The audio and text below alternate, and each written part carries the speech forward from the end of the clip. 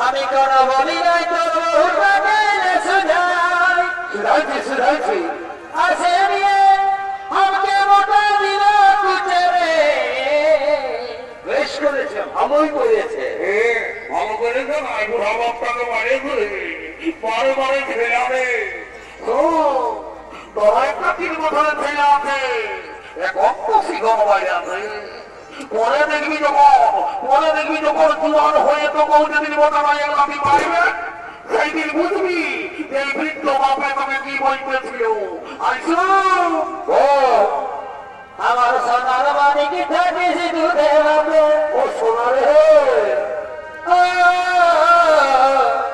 তুই সোনা থাকিস দুধে হবে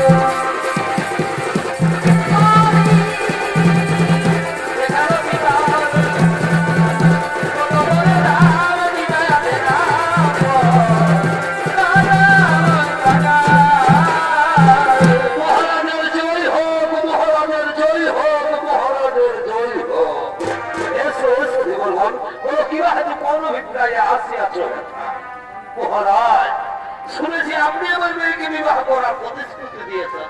শুনে আমার খুব আনন্দ হয়েছে যে আমার মেয়ে হবে পাটনা কিন্তু ওইখানে যে সমস্যা মহারাজ আমার মেয়ের যে ছেলে হবে তার কি হবে না মহারাজ আমার মেয়ের ছেলে রাজা হবে আপনি যদি রাজি থাকেন তা বলেন তাহলে রাস্তা থেকে আমার মেয়েকে আমরা ফিরিয়ে নিয়ে যাই সে তোমার অভিরুচি কারণ এই হস্তিনার রাজ্য অধিপতি সত্তর হবে আমার পুত্র দেবা করে সত্য ভক্তের ওপর আমি দৌড়তে যেতে পারি কিন্তু গঙ্গা পুত্রকে আমি ভিড়ে সাজাতে পারবো বেশ তাহলে আপনিও জেনে রাখুন মহারাজ আপনার সাথে আমি কিন্তু আমার মেয়ের বিয়ে দেবো না দাদাজ না পিতা আপনার বান্ধবীর চাইতে কি শান্তি রাজত্ব কি ছাড়ি সিংহাসন আমি প্রকাশনার সময়টা আমি প্রতিজ্ঞা করে বলছি পিতা আপনাদের বর্তমান কালেও আমি হস্তিনার সিংহাসন গ্রহণ করবো না আর প্রতিজ্ঞা করে বলছি ওই মায়ের গর্ভজাত সন্তানকে আমি নিজের হাতে হস্তিনার সিংহাসনে প্রতিষ্ঠিত করবো বাবা বাবা বাবা বাবা তুমি রাজ্যের ভাগ দেবে না সোনার ছেলের মতো কাজ করেছো আর তোমার যে ছেলে দাস রাজ আমার তো এখনো বিয়ে হয়নি দাস রাজ বিয়ে হয়নি কাল হবে আর বিয়ে হলেই ছেলে হবে ওই ছেলে যদি আমার নাতিদের সিংহাসন থেকে টেনে ছুঁড়ে ফেলে দেয় তখন কি হবে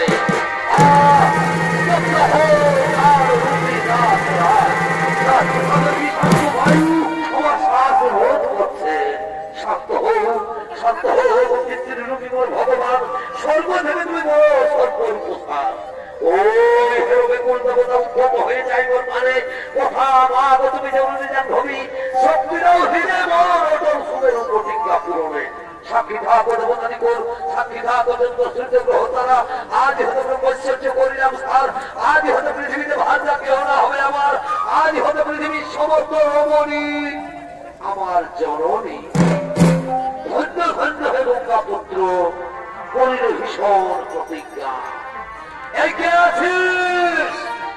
মা সত্য সত্যবতীকে বিয়ের সাজে সাজিয়ে নিয়ে দাদিয়া